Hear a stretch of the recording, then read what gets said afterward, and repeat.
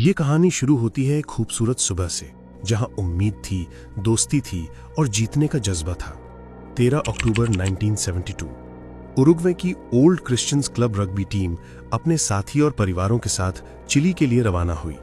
Fairchild flight 571 में सवार 45 लोगों के लिए यह सिर्फ एक सफर नहीं बल्कि एक जश्न था।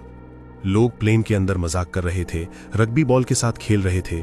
पायलट ने वार्न ही किया था कि एंडीज माउंटेन्स के ऊपर मौसम खराब हो सकता है, लेकिन किसी ने नहीं सोचा था कि वो बादलों का घेरा उनकी कब्र बन जाएगा। एंडीज माउंटेन्स दुनिया की सबसे खतरनाक पहाड़ी श्रृंखलाओं में से एक। जब प्लेन बादलों के बीच फंसा तो एयर पॉकेट की वजह से वो हिचकोले खाने लगा। पायलट ने एक भयानक गलती की। उन्हें लगा कि उन्होंने पहाड़ पार कर लिए हैं और उन्होंने प्लेन नीचे उतारना शुरू कर दिया।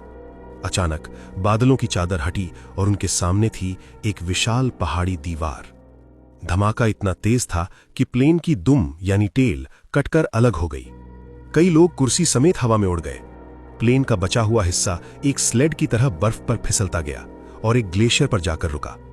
एक पल में सन्नाटा छा गया। 45 में से कई लोग मौके पर ही मारे गए, लेकिन असली दर्द उनके लिए शुरू होने वाला था जो जिंदा बचे थे। चारों तरफ सिर्फ बर्फ, -30 डिग्री टेम्परेचर और मौत की ठंडक थी। सूरज ढलने लगा और ठंड इतनी बढ़ गई कि हड्डियां कांपने लगीं। 11,000 फीट की ऊंचाई पर ऑक्सीजन कम थी और ठंड ऐसी कि अगर आप नंगे हाथ से लोहे को छू लें तो चमड़ी चिपक जाए। जख्मी लोग दर्द से कराह रहे थे। नैंडो पराडो, जो इस कहानी का हीरो है, वो क्रैश के बाद कोमा में चला गया था।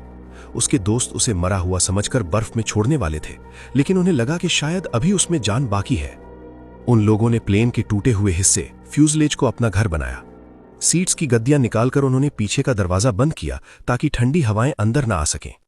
उनके पास न मेडिकल सप्लाईज थीं, न ही गर्म कपड़े। सिर्फ 2-3 मेडिकल स्टूडेंट्स बचे थे जिन्होंने बिना किसी औजार के लोगों के टूटे हुए पैरों को ठीक करने की कोशिश की। पहली रात उन्होंने एक दूसरे के ऊपर लेटकर गुजारी ताकि शरीर की गर्मी से एक दूसरे को जिंदा रख सकें। जब सुबह हुई तो उन्हें लगा कि रेस्क्यू प्लेन आएगा। उन्होंने प्लेन के ऊपर लिपस्टिक और सूटकेसेस से SOS लिखा, लेकिन वो इतने छोटे थे कि ऊपर से किसी को नजर नहीं आए। 11 दिनों तक वो उम्मीद में रहे, थोड़ा थोड़ा खाना खाते रहे। एक दिन में सिर्फ 1 चम्मच जैम और एक चॉकलेट का छोटा सा टुकड़ा। लेकिन फिर एक छोटा सा रेडियो मिला और उस पर जो खबर सुनी उसने उनकी रूह निकाल दी। Search operation has been cancelled. दुनिया ने उन्हें भुला दिया था। अब वो सिर्फ 27 लोग थे जो उस सुनसान पहाड़ पर मरने के लिए छोड़ दिए गए थे। अब भूख उन्हें अंदर से खा रही थी। उनके पास खाने को कुछ नहीं बचा था। उन्होंने प्लेन की सीट्स का लेदर चबाया, सूटकेसेस को उबालने की कोशिश की, लेकिन उससे कुछ नहीं हुआ। शरीर धीरे धीरे अपना ही मांस खाने लगा था। उनकी आंखें धंस गई थीं और वो चलने के लायक नहीं बचे थे। तब एक रात उन सब ने मिलकर एक ऐसा फैसला लिया जो सुनकर आज भी लोगों का दिल दहल जाता है। जिंदा रहने का सिर्फ एक रास्ता था, अपने मरे हुए दोस्तों का मांस खाना। ये कोई मामूली फैसला नहीं था। वो सब दोस्त थे, रिश्तेदार थे। कई लोगों ने इससे साफ इनकार कर दिया। वो भूखे रहकर मरना पसंद करते, लेकिन अपने अपनों को खाना उनके लिए पाप था। लेकिन रॉबर्टो कनेसा ने उन्हें समझाया, अगर हम नहीं खाएंगे तो हम सब मर जाएंगे। उन्होंने एक दूसरे से वादा किया, अगर मैं मर गया तो तुम मेरे शरीर का उपयोग करके अपनी जान बचा लेना। धीरे धीरे एक एक करके उन्होंने वो शुरू किया। वो रोती आंखों से बर्फ में दबे अपने दोस्तों को निकालते और उनके शरीर का इस्तेमाल करते। ये उनकी नफरत नहीं बल्कि जिंदा रहने की एक मजबूरी थी। उस ठंड में मांस ही उनका फ्यूल था। इस फैसले ने उन्हें शारीरिक शक्ति तो दी, लेकिन उनकी रूह पर ऐसे जख्म दिए जो कभी नहीं भरने वाले थे। लेकिन किस्मत अभी उन्हें और आजमाना चाहती थी। 29 अक्टूबर की रात जब सब फ्यूजलाज के अंदर सो रहे थे, अचानक एक भयानक गर्जन हुई। पहाड़ से बर्फ का एक विशाल तूफान एवलांच नीचे आया और प्लेन के मलबे को पूरी तरह दबाव दिया। कुछ ही सेकंड्स में प्लेन बर्फ से भर गया। 8 लोग उसी वक्त दम तोड़ गए। जो बचे वो बर्फ के नीचे कैद हो गए। 3 दिनों तक वो लोग उस बर्फ के अंदर दबे रहे। ऑक्सीजन खत्म हो रही थी।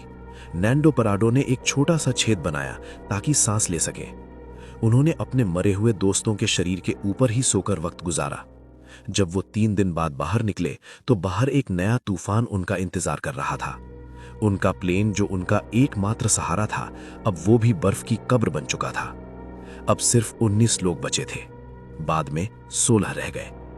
उन्हें समझ आ गया था कि मौत उन्हें ढूंढ रही है। अगर वो यहीं रहे तो बर्फ उन्हें निगल जाएगी। नैंडो पराडो और रोबर्टो कनेसा ने तय किया कि वो अब रेस्क्यू का इंतजार नहीं करेंगे, बल्कि खुद रेस्क्यू लेने जाएंगे।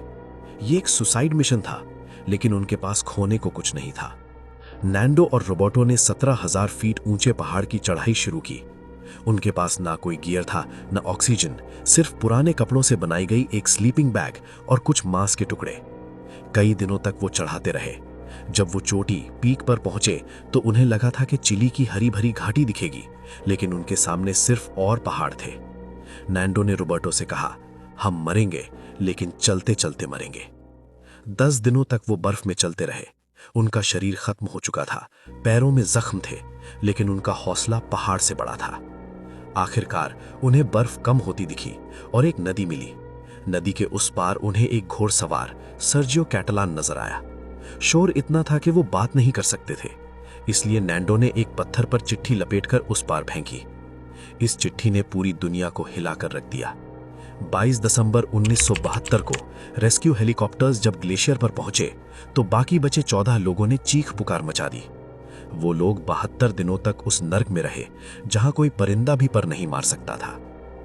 आज भी ये कहानी the miracle of the Andes के नाम से जानी जाती है। ये उन 29 लोगों की यानी है जो वहां रह गए, और उन 16 लोगों की जो मौत के मुंह से निकल कर आए। ये कहानी हमें सिखाती है कि इंसानी जज्बा किसी भी पहाड़ से बड़ा हो सकता है, और उम्मीद ही वो आखिरी चीज है जो मौत को हरा सकती है।